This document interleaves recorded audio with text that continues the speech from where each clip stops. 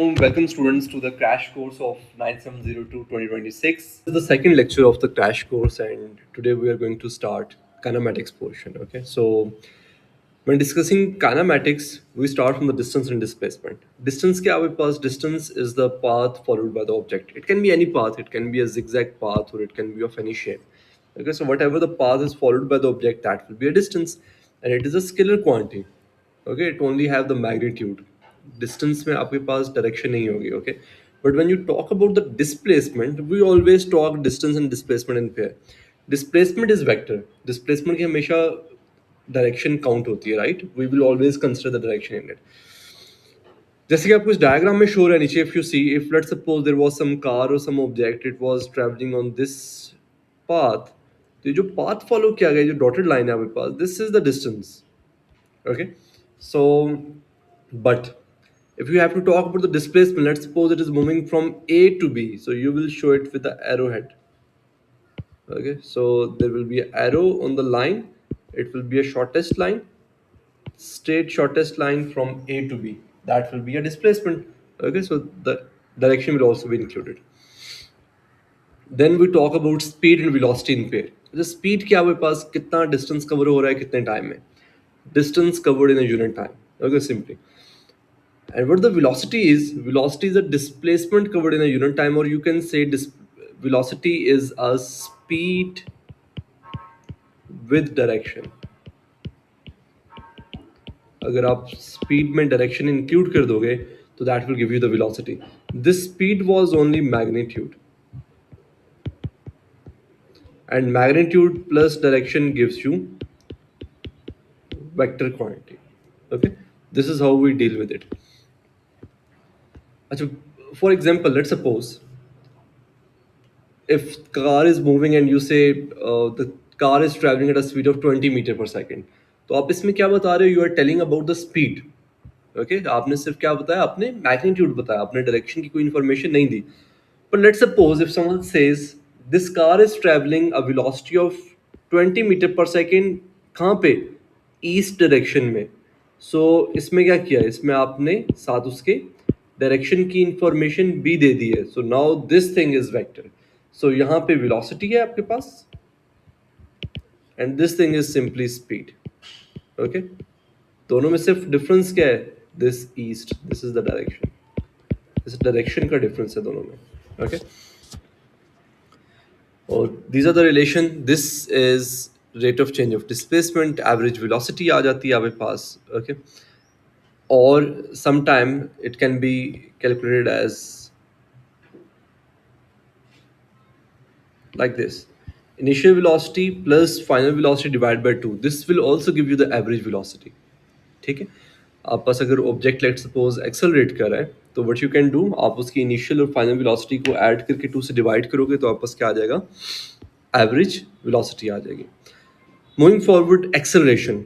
अच्छा, एक्सेलरेशन आपके पास क्या, it's a rate of change of velocity, how the velocity is changing. A few things are very important that you need to keep in mind. Acceleration आपके पास depend कर रही है किस चीज़ पे, change of velocity पे. और चेंज ऑफ वेलोसिटी आपके पास depend करता है 2 फैक्टर्स पे, चेंज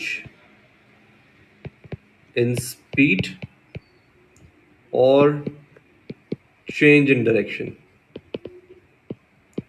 इन दोनों में से एक चीज भी चेंज होगी, वेलोसिटी चेंज हो जाएगी. And whenever there is a change in velocity there will be acceleration. अच्छा, स्पीड कैसे चेंज हो सकती है, ये फर्स्ट एग्जांपल दे रहे हैं आपको यहाँ पे. I am accelerating because I am speeding up. आप you are covering more and more distance in each second, right? So you are speeding up, आपकी स्पीड चेंज हो रही है, your velocity will change, acceleration change. Okay, first thing. Let's suppose you are slowing down, brakes apply कर रहे हैं आप, तब भी क्या हो रहा है, आपकी स्पीड चेंज हो रही है, डायरेक्शन चेंज नहीं हो रही है, और मूविंग इन स्ट्रेट लाइन आपकी स्पीड चेंज हो रही है, तो velocity will change, again there will be acceleration. There is another scenario that is very important. आपकी स्पीड चेंज नहीं हो रही, like you're covering equal distance in equal interval of time like this b, but what you're doing, आपकी direction change हो रही है. So if even direction change, the velocity will change, and when the velocity change there will be acceleration. Okay, so this is important point. Then there is another misconception. This slowing down, this thing is called negative acceleration.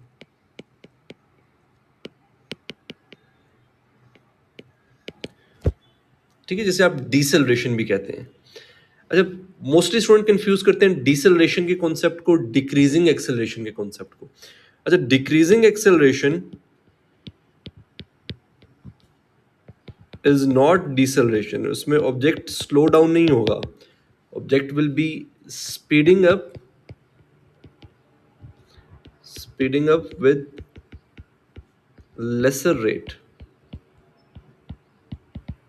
Let's suppose, if I take the example, at time t is equals to 0 seconds, speed थी आपके पास 0 meter per second.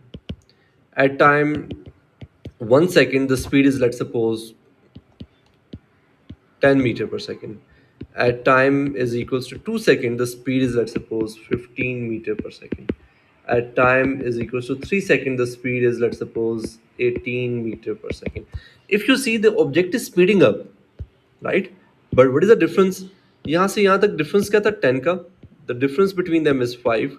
The difference between them is 3. Okay? So the rate of change is decreasing. So this is called decreasing acceleration. This is still positive acceleration. Okay? This is not negative. Object अभी भी इसमें क्या कर रहा है? Speed up ही कर रहा है. Okay? Negative सिर्फ तब होगी when the object will slow down. Okay? So that thing is very important. इसे आपने note down कर लेना. Moving forward, kinematics में we discuss graphs. Okay, graphs में आपके पास displacement graph, displacement time graph, velocity time graph and acceleration time graph. ये 3 graph बहुत important है. इनकी डिटेल्स कुछ मैंने यहाँ पे mention की हुई हैं. You can go through it later on. Okay, so the graph can be like this. What you have to keep in mind, आपके पास important point is straight line is equals to constant slope. ये अपने mind में रखना है. अब straight lines क्या हो सकती हैं? It can be like this is positive constant slope. It can be like this, it is a negative constant slope. Straight line can be like this is a zero slope.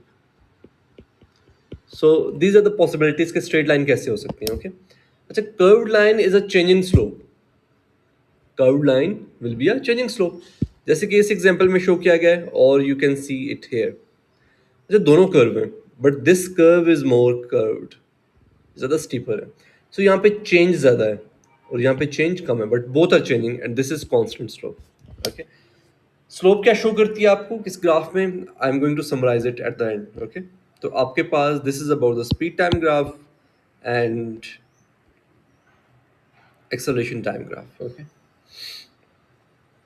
अच्छा, slope हमने discuss कर लिया. But the slope is, किस चीज़ में slope क्या चीज़ show करती है? Let's suppose you have a displacement time graph. इसमें आपके पास slope will be equals to velocity. Okay, अच्छा, let's suppose you have velocity time graph. What is the use of it? इसमें आपके पास slope is equals to acceleration. Okay, and इसका एक और यूज भी है. The second use is area under graph. Gives you displacement. ये दोनों ग्राफ आपने आईजीज में किए हुए हैं. The third is acceleration time graph.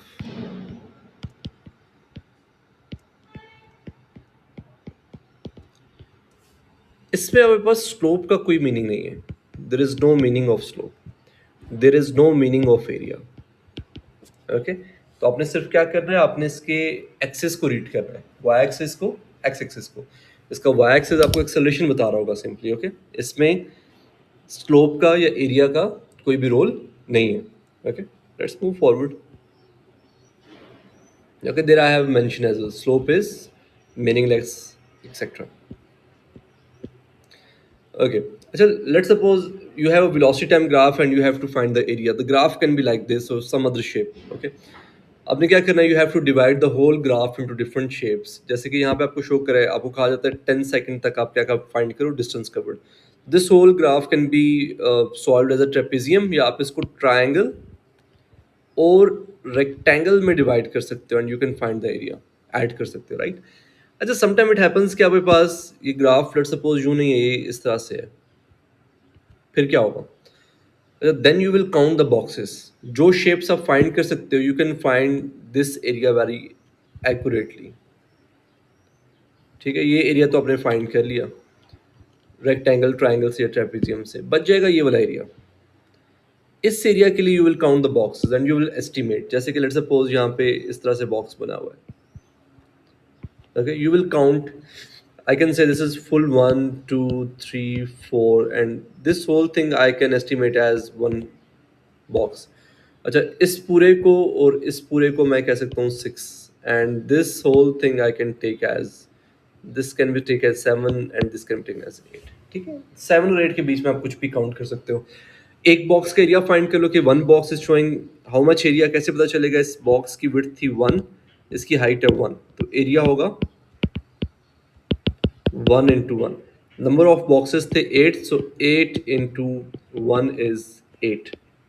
ठीक है, this is the area of this thing. बाकी एरियाज आपने यहाँ से फाइंड किए हुए हैं. This is the rectangle area और ये ट्राइंगल का एरिया. तो ट्राइंगल का एरिया प्लस रेक्टेंगल का area plus this 8, this will be the total area.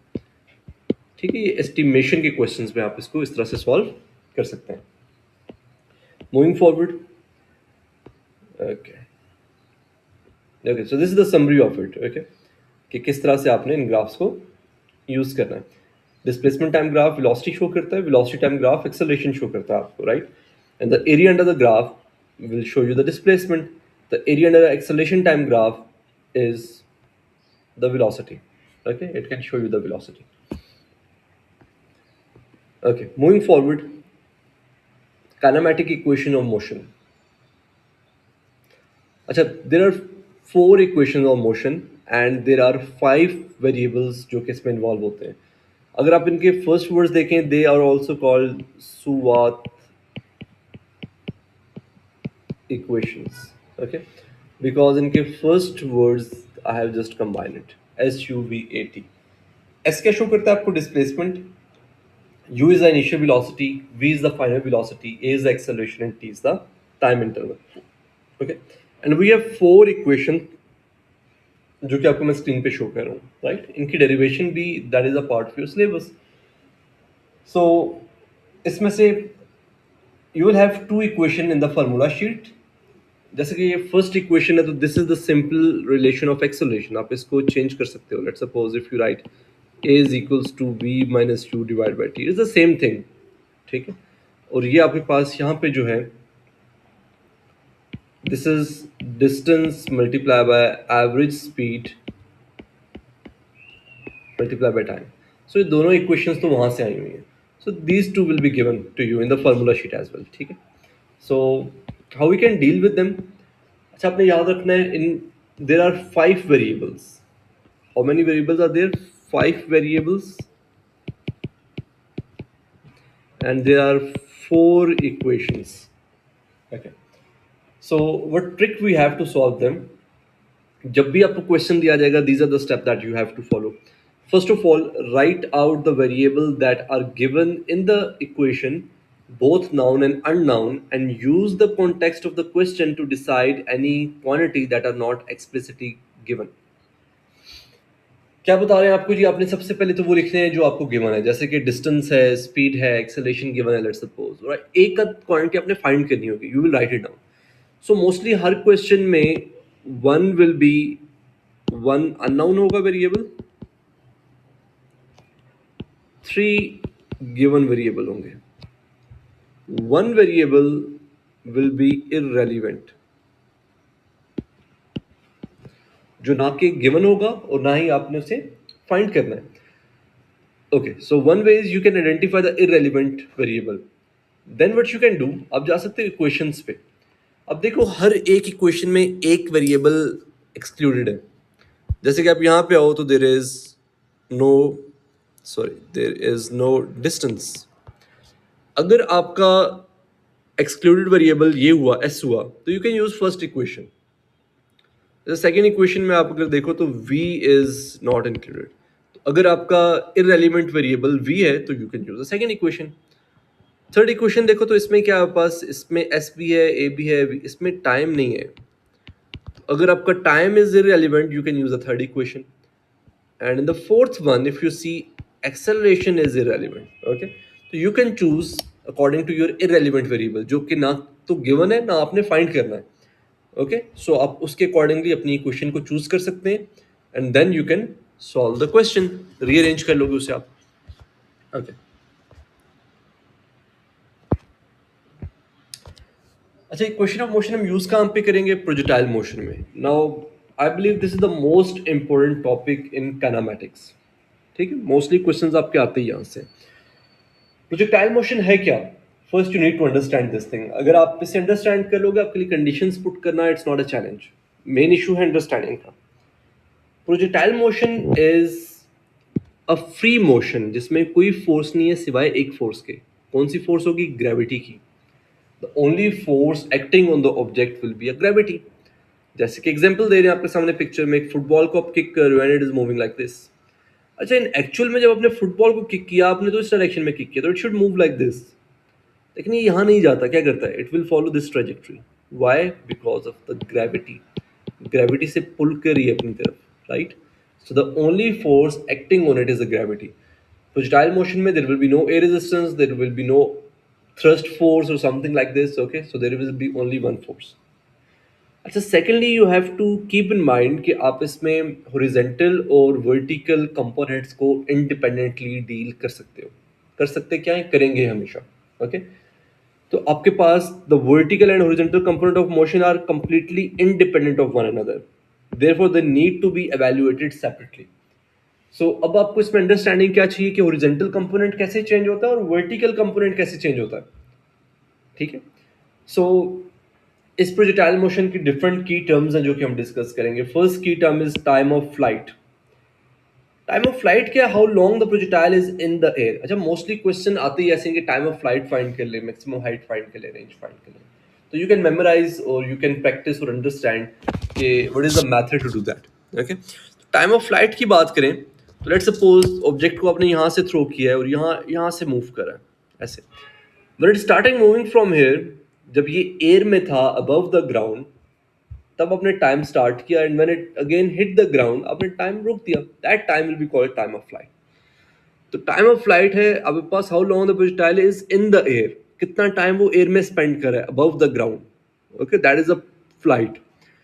If something is moving on the ground, it is in contact with it, वो flight में count नहीं होगा, ओके।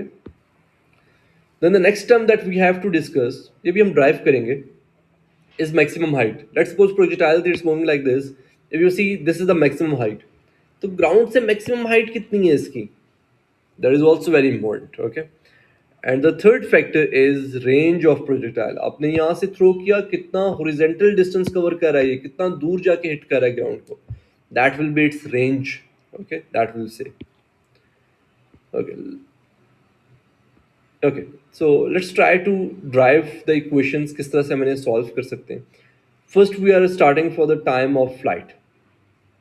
कितना time आपके पास ये एयर में स्पेंड कर रहा है। अच्छा, जब भी किसी चीज़ को सॉल्व करोगे, first you have to decide कि आपके पास इसमें कंपोनेंट कौन सा आ रहा है, हॉरिजॉन्टल है या वर्टिकल है। अच्छा, टाइम ऑफ फ्लाइट में आपके पास कौन सा कंपोनेंट यूज़ होगा? You have to keep in mind, इसमें आपके पास वर्टिकल कंपोनेंट यूज़ होगा। वर्टिकल क्यों हो रहा है? What is the logic behind?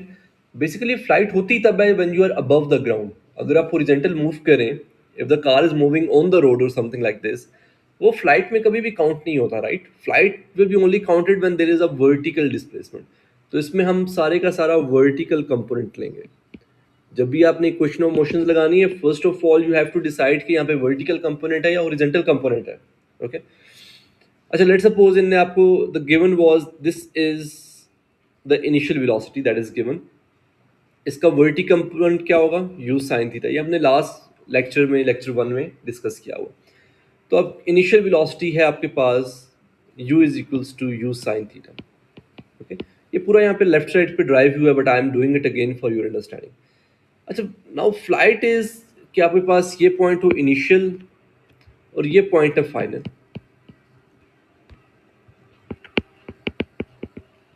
Okay, बल्कि let me do it there. मैं यहाँ पे डायग्राम ड्रॉ कर लेता हूँ, so you have diagram for each and every case separately. यहाँ से आपने स्टार्ट किया, object is moving like this, यहाँ पे इसने लैंड कर दिया। तो ये हमारे पास पॉइंट्स है जिसको हमने कंसिडर करना है। इस पॉइंट की वेलोसिटी लेट सपोज हमारे पास थी, जब आप इसको खुद से लॉन्च करोगे most probably you will have the velocity. This is the angle theta, okay, and this is u sin theta. Okay, vertical component. अच्छा, मुझे फाइनल वेलोसिटी नहीं पता, आई डोंट नो यहाँ पे जब ये लैंड करेगा इसकी वेलोसिटी क्या होगी। But for the vertical component one thing is for sure, जब भी ये मैक्सिमम हाइट पे जाता है, मैक्सिमम हाइट पे क्या होगा, आपकी वेलोसिटी जो है यहाँ पे वो जीरो हो जाएगी, वर्टिकल वेलोसिटी। तो मैं फाइनल पॉइंट ये ले रहा हूँ फिलहाल, ठीक है। हम डील करें कहाँ से कहाँ तक, we are dealing from this point till this point. तो इनिशियल पॉइंट वो लिया, फाइनल पॉइंट मैंने ये ले लिया। अच्छा, दूसरा मैंने कहा था the only force acting in the projectile motion is the gravity. तो फोर्स जब आपके पास ग्रेविटी, तो एक्सेलरेशन भी सिर्फ ग्रेविटी की वजह से होगी, जिसे आप माइनस जी लोगे। जब भी ऑब्जेक्ट अपवर्ड जाता है it is minus g, when object is moving downward it will be plus g. Okay, अच्छा, मेरे पास इनिशियल वेलोसिटी आ गई, फाइनल वेलोसिटी आ गई, एक्सेलरेशन मैंने लिख दी, that we know for the vertical. Find मैंने क्या करना है, I have to find time. Variables लिखती हैं मैंने सारे, तो दीज आर द 4 वेरिएबल्स जो कि इसमें इन्वॉल्व हो रहे हैं। इररेलेवेंट वेरिएबल क्या है, if you see s is irrelevant. Okay, अब मैं जाता हूँ वापस वही टेक्निक अप्लाई करते हैं। S is irrelevant, equations of motion कहाँ है हमारी, let me see, there you go. S is irrelevant, कौन सी इक्वेशन यूज करें, first equation v is equal to u plus at। Okay, we can use this one, तो I will apply that one. s is equals to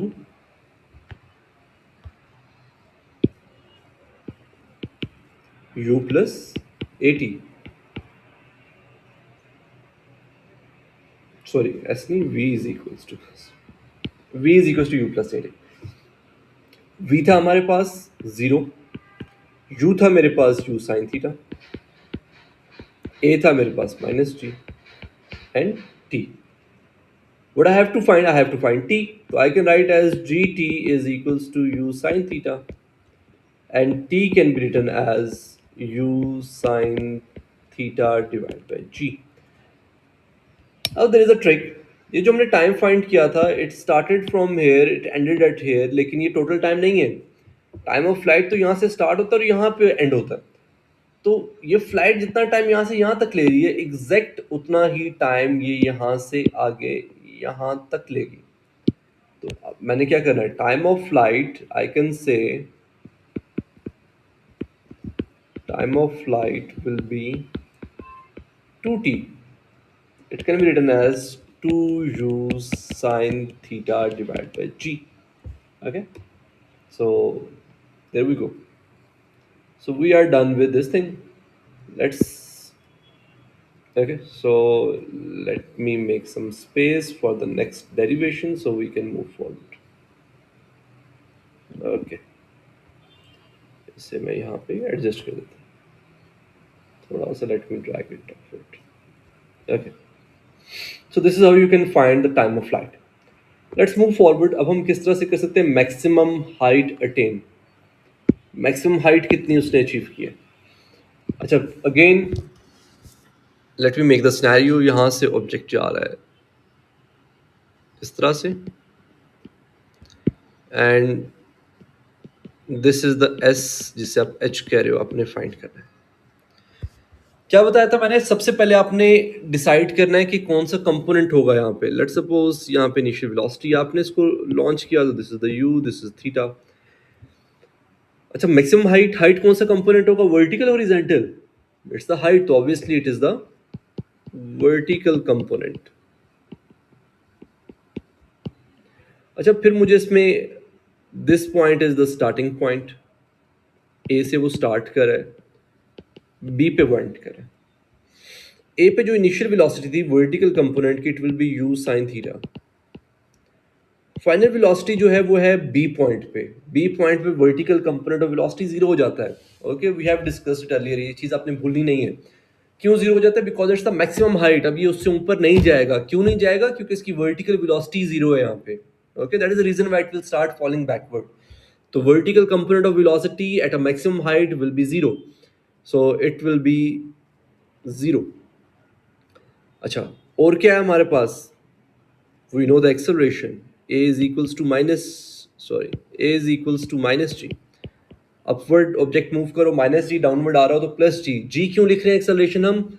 यहाँ पे force ही सिर्फ gravity की है, तो जब सिर्फ ग्रेविटी की फोर्स होगी तो एक्सेलरेशन बिकॉज ऑफ ग्रेविटी होगी सिर्फ, right? h you have to find, that is equals to s. Okay, irrelevant क्या है इसमें? इसमें इररेलेवेंट है आपके पास टाइम. टाइम ना आपने फाइंड करना है ना गिवन है आपको. Let's go back to the equation. देखते हैं कि जी टाइम में आपके पास कौन सी इक्वेशन है जब टाइम इररेलेवेंट होता है. तो there you go. It's the third equation. V square is equals to u square plus 2as. Okay. Why I'm doing this thing कि मैं बार बार वापस जा रहा हूँ to give you the idea कि इस चीज़ को एक्चुअल में सॉल्व कैसे करना है. सिर्फ याद करने की जरूरत नहीं है. Okay, you can actually solve it by your understanding. Okay, by these techniques. तो अब बस the equation is V square is equals to u square plus 2as. Values put कर दो. अब u is zero, sorry v is zero, u is u sine theta. ऊपर square आ जाएगा यहाँ पे into 2. a is again minus g and s को आप h लिख दो. रीअरेंज करो. You can write as 2gh is equals to u square sine square theta and h can be written as u square sine square theta divide by 2g. So you got the equation. This equation is for the maximum height. Okay. Let me make the space again. इसको भी यहाँ छोटा कर देते हैं. Okay. This is for the maximum height. Okay. Let's move forward. Third thing. This is the range. Range में आपके पास again I am going to make the scenario here. आपके पास object move किया यहाँ से यहाँ. Angle था, let's suppose the velocity was u, angle was theta. Range क्या आपके पास? This is the range. Horizontal distance जो इसने cover किया है. Okay, so this is the starting point. This is the ending point. B start करा है A से, end करा है B पे. कौन सा कंपोनेंट यूज होगा यहाँ पे? रेंज क्या है? Horizontal distance covered. तो कंपोनेंट भी क्या यूज होगा? Horizontal component. Okay, horizontal component use होगा आपका यहाँ पे. ओके, सो हॉरिजॉन्टल कंपोनेंट हम यूज करें. इंफॉर्मेशन क्या है हमारे पास? ऑब्जेक्ट ने स्टार्ट किया, initial velocity u is equal to u cos theta for the horizontal component. Okay, final velocity क्या है मुझे नहीं पता, तो I can't write it down. Okay, time, हाँ टाइम हमें पता है कि ये A से B तक टाइम कितना लेता है. ये टाइम अभी हमने ऊपर कैलकुलेट भी किया है. Okay, that is equals to 2u sine theta divide by g. Okay, acceleration पता है हमें? यस, एक्सेलरेशन हमें पता है. It's zero. प्रोजेक्टाइल मोशन में हॉरिजॉन्टल एक्सेलरेशन हमेशा जीरो होती है. ठीक है, horizontal acceleration will be equal to zero in projectile motion. ये आपने याद रखना है. क्यों? क्योंकि हॉरिजॉन्टल में कोई फोर्स ही नहीं है. The only force is the gravity. Gravity vertically act करती है. जब हॉरिजॉन्टल कंपोनेंट पे कोई फोर्स नहीं है तो उसकी वेलोसिटी भी चेंज नहीं होगी. तो what you have to keep in mind कि हॉरिजॉन्टल आपके पास velocity, horizontal component of velocity change नहीं होता, राइट? अच्छा, तो इसका ये मतलब है कि जो इनिशियल आपके पास वेलोसिटी थी वही फाइनल वेलोसिटी होगी horizontally. I can write it down as well. ठीक है, तो मुझे फाइनल वेलोसिटी पता है इस केस में, I can write v is equal to u cos theta भी लिख सकता हूँ मैं। क्यों? क्योंकि ओरिजेंटली आपके पास एक्सेलरेशन ही नहीं है। जब ओरिजेंटली एक्सेलरेशन नहीं है तो हॉरिजेंटली आपके पास वेलोसिटी भी चेंज नहीं होगी। ओके, सो आप उस तरह से भी इसको सॉल्व कर सकते हो। फाइंड क्या करना है हमने एस फाइंड करना है, जिसको आप रेंज कह रहे हो आर। इरेलीवेंट क्या आपके पास यहाँ पे, v इज इरेलीवेंट। सो अब क्या इक्वेशन यूज करोगे, आप ऊपर जाके दोबारा देखो तो आपके पास v is, where is the equation, v is irrelevant, s is equals to ut plus half at square. Okay, s is equals to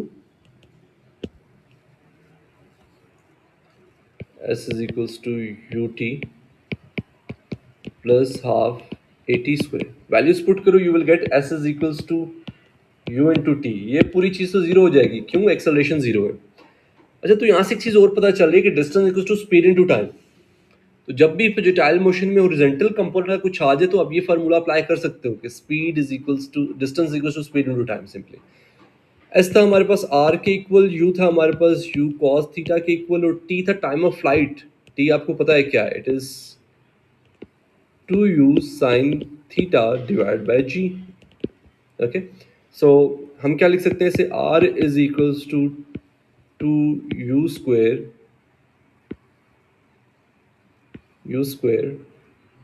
sorry, let me write it down in that way. मैं सोचता हूँ u square 2 sin theta cos theta divided by g. Now this is mathematical identity. 2 sin theta cos theta को आप mathematically that trigonometric identity, if you don't know, you can remember this thing. It can be written as 2 sin theta. Okay, this is the range. Okay, I hope this is clear to you. This is how you can find the range as well. Okay, let's move forward. Okay, so projectile आपके पास types कितनी है? There are 3 types of projectiles. First one is the vertical projectile. जब आपके पास object की कोई horizontal component exist नहीं करता। इस प्रोजेक्टाइल में आपने क्या याद रखना है, इसकी जो मैक्सिमम हाइट है यहाँ पे, मैक्सिमम हाइट पे vy इज इक्वल्स टू 0। अच्छा, जो आपके पास वेलोसिटी है x, वो भी 0 है, vx भी 0 है। हॉरिजॉन्टल कंपोनेंट तो है ही 0 क्योंकि वर्टिकल प्रोजेक्शन है। तो मैक्सिमम हाइट पे आप पास हॉरिजॉन्टल पहले ही 0 था, वर्टिकल भी 0 हो गया, तो टोटल वेलोसिटी भी क्या हो जाएगी, 0। तो at this point the object will be at a 0 velocity momentarily. Okay. Secondly, whenever the object is moving up, you will take a positive velocity, and whenever the object is moving down, you will take a negative velocity. अच्छा, ये velocity बता रहे हैं, लेकिन जब आप बात करोगे acceleration की, when it is moving up, आप negative acceleration लोगे, क्या? Negative g. And whenever the object is moving down, you will take positive acceleration plus g. Okay, ये चीज़ें आपने mind में रखनी है। Then moving forward, horizontal projectile. Horizontal projectile में डिफरेंट केसेस हो सकते हैं। आप किसी हाइट से कैनन फायर कर रहे हो, बॉल फायर कर रहे हो, डिफरेंट थिंग, या लेट्स सपोज इस मोटरसाइकिल की एग्जांपल है आपके पास। ओके, अच्छा, हॉरिजॉन्टल प्रोजेक्टाइल में आपने माइंड में क्या रखना है कि आपके पास यहाँ पे एट लॉन्च जो इनिशियल वेलोसिटी का वर्टिकल कंपोनेंट होगा वो 0 होगा। क्यों 0 होगा? क्योंकि आपने इसे लॉन्च ही हॉरिजॉन्टली किया है। तो जो आपके पास टोटल वेलोसिटी इनिशियल, वो सिर्फ यू एक्स की इक्वल होगी, that is equals to u cos theta. और आपने याद रखना है कि u x u cos theta remain unchange. ये पूरी जर्नी में चेंज ही नहीं होता। अच्छा, होगा फिर क्या? ड्यूरिंग द जर्नी आपके पास what you can say, during journey जो आपके पास वर्टिकल कंपोनेंट है ऑफ वेलोसिटी इंक्रीजेस, वो इंक्रीज करता जाएगा। यहाँ पे सिर्फ आपके पास, अगर मैं इसको ड्रॉ करूँ यहाँ पे, यहाँ पे सिर्फ आपके पास हॉरिजॉन्टल कंपोनेंट था। यहाँ पे हॉरिजॉन्टल कंपोनेंट सेम रहेगा, a small vertical component. Horizontal component same है, vertical component horizontal is same, vertical increase करता जाएगा। हॉरिजॉन्टल इज सेम, वर्टिकल और इंक्रीज करेगा। Horizontal is same, vertical will be maximum. तो वर्टिकल कंपोनेंट ऑफ वेलोसिटी आपके पास यहाँ पे दिस इज ux, और you can say vx, this is vy, this is vy, this is vy, this is vx. Okay, so it will move like this. Okay, I hope this is clear to you. Let's move forward. The last one, the projectile at an angle. एक angle पे जब आप projectile करते हो तो आपके पास क्या case होगा? So let me discuss it here as well. Let's suppose this is the projectile जो कि आपने एक एंगल पे लॉन्च की. The angle was, let's suppose, the theta. Theta किसके साथ बन रहा होता है? इनिशियल वेलोसिटी के साथ u. अब जब आपने लॉन्च की, इसका कुछ हॉरिजॉन्टल कंपोनेंट है, let me use a different colour, ये आपके पास है ux. अच्छा, ये ऑब्जेक्ट जहां भी जाएगा इसका ये ux will remain unchanged, same magnitude. जब लॉन्च करेगा तब भी ux सेम रहेगा। This is ux, this is ux, ux, ux। क्यों? कोई फोर्स नहीं है हॉरिजॉन्टल में, कोई एक्सेलरेशन नहीं है हॉरिजॉन्टल में, पर वर्टिकल कंपोनेंट आपके पास यहाँ पे लेट्स सपोज यहाँ पे होगा मैक्सिमम, यहाँ पे डिक्रीज करेगा। यहाँ पे आपके पास इस पॉइंट पे vy will be zero, that is the maximum height. Again you have to keep in mind. फिर यहाँ पे वर्टिकल कंपोनेंट डाउनवर्ड होगा, यहाँ पे वर्टिकल कंपोनेंट फिर इंक्रीज कर जाएगा। ठीक है, so this is how it works. Okay, so this is all for the kinematics. In the lecture 3 we will start the next chapter inshallah. Okay, so if you want to practice the questions, there is a playlist for the topical past paper questions. वहाँ पे kinematics का पूरे आपके पास topical questions solve है. You can go there in the playlist and you can solve the question and practice them. Okay, see you in the next lecture.